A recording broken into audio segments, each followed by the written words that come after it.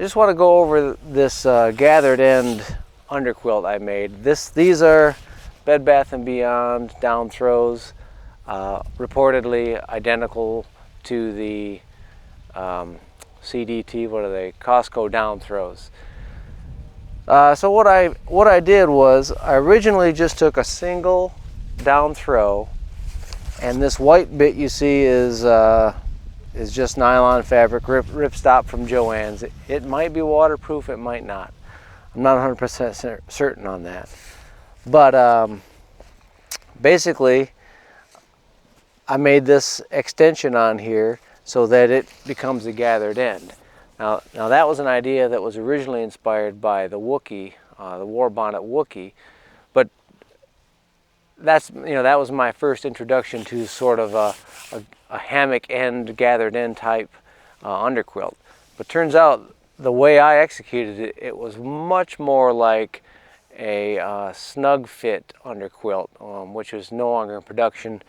But mine was ultimately more Snugfitty than it was Wookie-like. So, but my original inspiration came from what I had seen with the Wookie.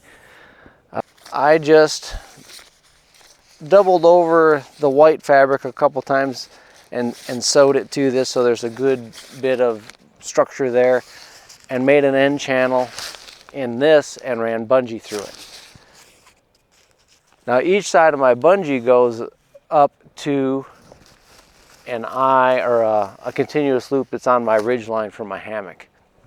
So that, and the other side of this bungee is a fixed loop, and this side has a prusik on it, so I can snug it up or loosen it however I want to do it. So another thing with this underquilt is, like I said, it started off as a single layer, but I made this to sleep in the spare bedroom with, because I sleep in the hammock about half the time, and it wasn't enough for me. I'm a cold sleeper, one layer not enough. So I ultimately sewed in a second layer.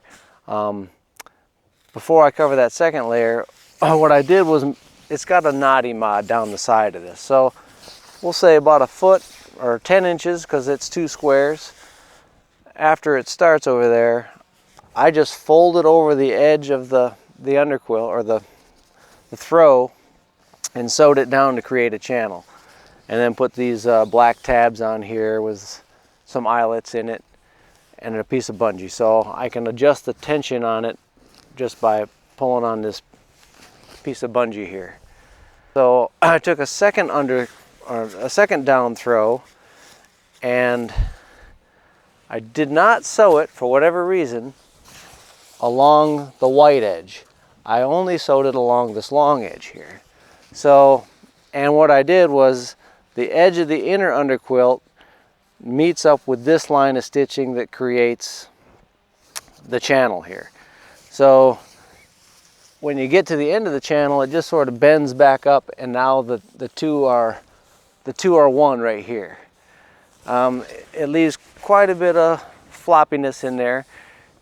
You could even stuff a third underquilt in the gap, since the ends aren't sealed. You could stuff another one in there. But for sleeping in the house, this thing is perfect.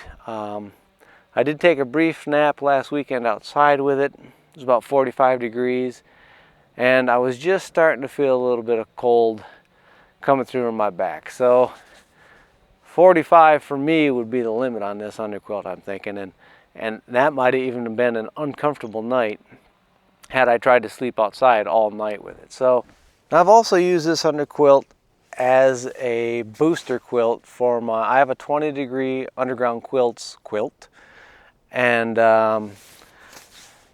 I've been down below 20. Probably I've been down below 20 in it without this booster, but with this booster there is absolutely no question as to whether or not I'm going to be warm. I haven't really been able to push the envelope on it. Probably the lowest I've been is 18 degrees, 15 degrees, somewhere around there. But I like to be overly cautious when it comes to staying warm. So I put this on first, and I put my 20 degree up over the top of it. So that's been really nice for a booster quilt as well. And more than anything is it just seals down here so well. You never get a draft with this thing. I've experimented with different ends on it, not ends, but you know, some triangle thingies and whatnot, and just hooking it to the ridge line up there seems to be as good as anything. Nothing was a standout better than. It was just more fiddly, so I just went with what was easy. And that's my take on the Bed Bath & Beyond / CDT underquilt, using a gathered end for suspension and draft suppression.